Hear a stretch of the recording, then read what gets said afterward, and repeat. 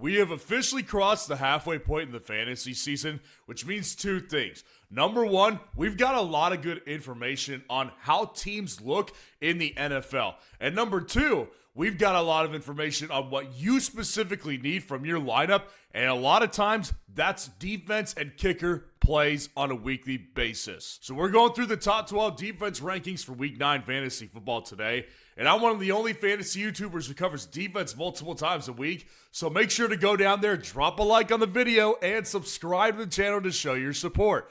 Now, getting into our first tier, I've actually got it to be a pretty big tier 1, with the Rams defense starting out at number 1 versus the New Orleans Saints. So with the Rams defense, I think this one just adds up in a couple different ways. They're coming off the bye week number 1. They've had time to get a little bit healthier, and they're taking on the Saints. And for a long time, what the Saints were able to hang their hat on was the fact that they were not turning the ball over. Now, they weren't scoring many points, but there wasn't many turnovers, meaning that the defenses that played them didn't have the big splash plays necessary for fantasy football massive games.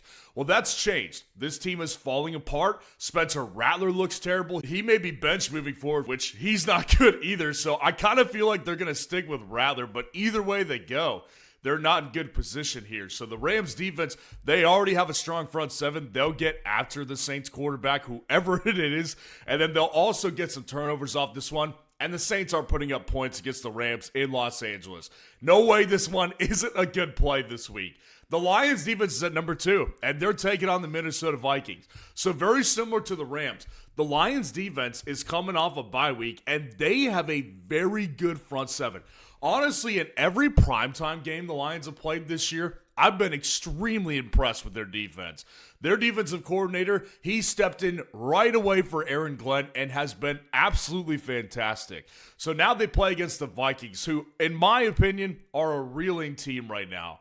Now, apparently it's not going to be Carson Wentz because he's out for the remainder of the season on IR. So it's kind of looking like J.J. McCarthy makes his return. What a game to come back to, right? Because the Lions are going to get after J.J. McCarthy. J.J. McCarthy, if he looks anything like he did the first time, won't be able to put up points, won't be able to move the ball very well. The Lions are going to end up doing really well in this game, if for no other reason, because the Vikings won't put up that many points. The Chargers defense is at number 3, and they're taking on the Tennessee Titans in Tennessee this week. Listen, I wanted to put them higher, right? Like, it makes complete sense. I mean, the Titans are not only a bad football team, I mean, they're an atrocious football team right now that isn't putting up many points, but they also turn the ball over too. Cam Ward's had a rough go in his rookie season, and whether or not it's his fault entirely, right? Like, he's turning the ball over, they're turning the ball over as a team. It's not good. But the Chargers defense, man, they have not been great for fantasy football. And I'm not here to say that this won't be a good game. Obviously, I've got them inside the top 5 this week. But their best game of the year was against the Raiders in week 2, where they had 13 fantasy points. And they only had 3 sacks in that game. So I just kind of have a hard time feeling like they're going to get a ton of pressure on Cam Ward this week, because their defense is dealing with tons of injuries too. I mean, Derwin James is injured. Maybe he's back for this game. But, you know, they've got a lot of injury issues as well. So I do think that they're kind of weakened a little bit, which makes me prevent them from keeping them at number 1 or number 2 this week when their matchup says otherwise. But either way, they're in tier 1 for a reason. It's a top tier play. The Patriots defense is at 4 to round out this tier, and they're taking on the Atlanta Falcons in New England. The Patriots defense has been fantastic. I mean, what else do you want to say? Like, every single week, and they've had a really easy schedule, but they're the number 1 defense in fantasy football because of how easy that schedule has been. I mean, the Patriots defense, 19 sacks in 8 games. That's actually not that great, but they have 7 interceptions. They've got a defensive touchdown. They've got 2 special teams touchdowns. Like, they're a really well-coached football team and an all-around team that could do anything based on defense and special teams.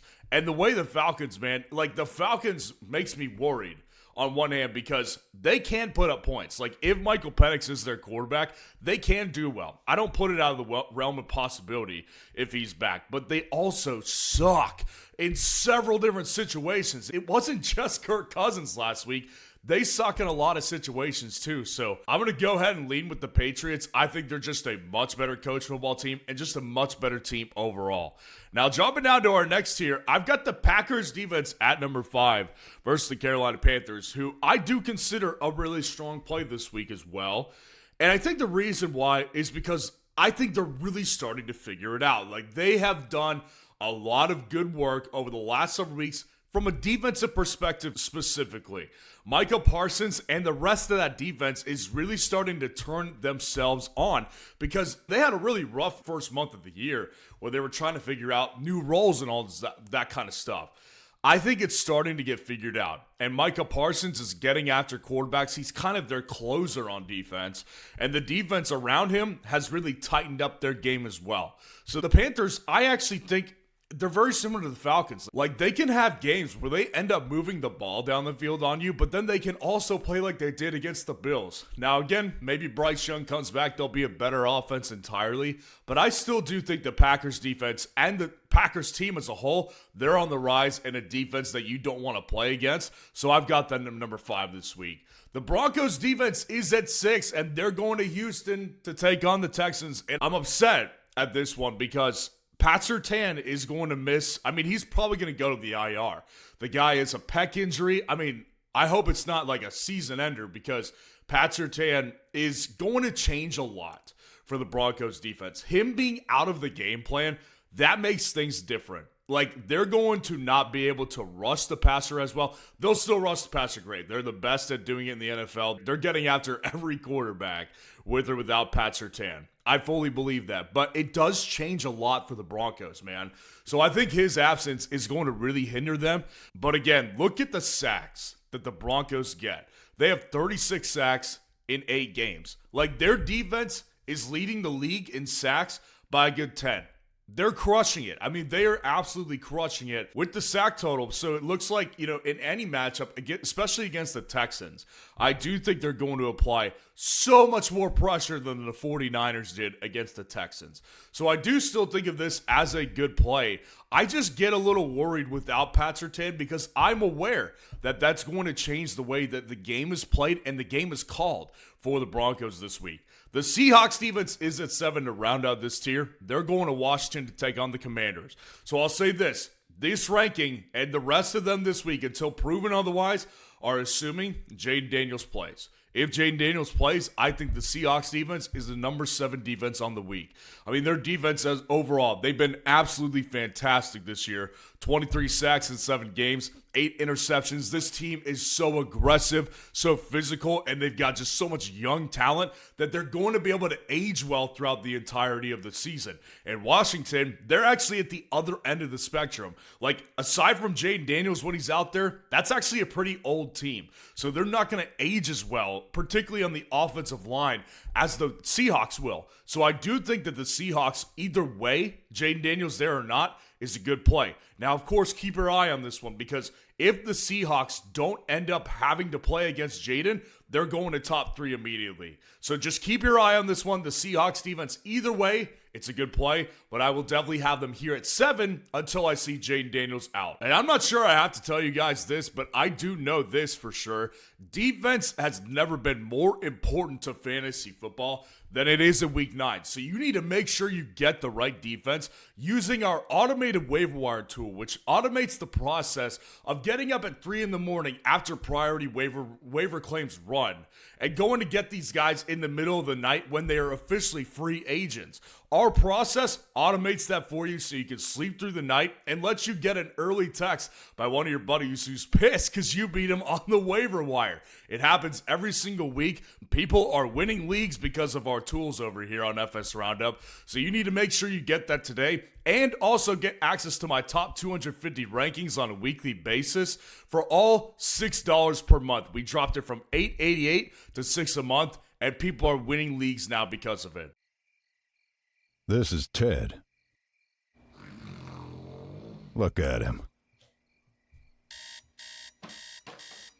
Ted desperately needs to pick up a new running back, or his fantasy team is toast.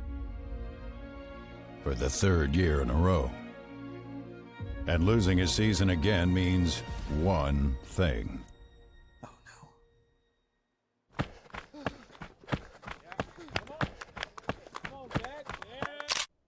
Don't be Ted. Use Fantasy Football Roundup to automate your waiver pickups and take a breather this season. Hey, you got 7 more laps. Now, dropping down to our next tier right here, we've got the Jags defense at number 8, and they're going to Las Vegas to play the Raiders. Now, listen, the Jags are in a good position on one hand because they come off the bye week, right? And I also think that there's a couple things at play here with the Raiders that haven't come to the forefront yet, but I do think are still possible. I do think that Geno Smith could be benched at some point. Maybe it's not this weekend ultimately, because the way that Pete Carroll said something, it kind of indicated that he's going to be their starter, which is better for the Jags. Like, if they ended up going to Aiden O'Connell when he comes back, I do think that the Jags would be a worse off play if they played Aiden O'Connell. But them playing Geno, that's a good sign. So I do think that the Jags defense with Geno Smith, they'll be able to get turnovers. And the one good thing that the Jags have done this year is they've gotten turnovers. They have 10 interceptions through 7 games.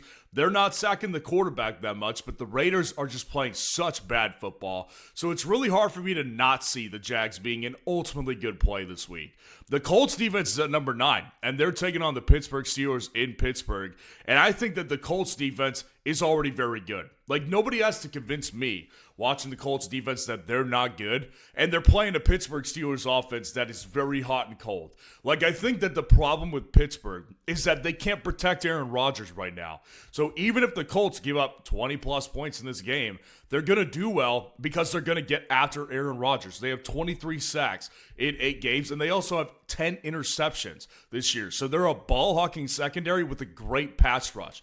That's not a good recipe for success against the Steelers because they have Aaron Rodgers, who is taking more chances this year because he has to, and also because that offensive line can't protect him. So I like the Colts defense for sure this week.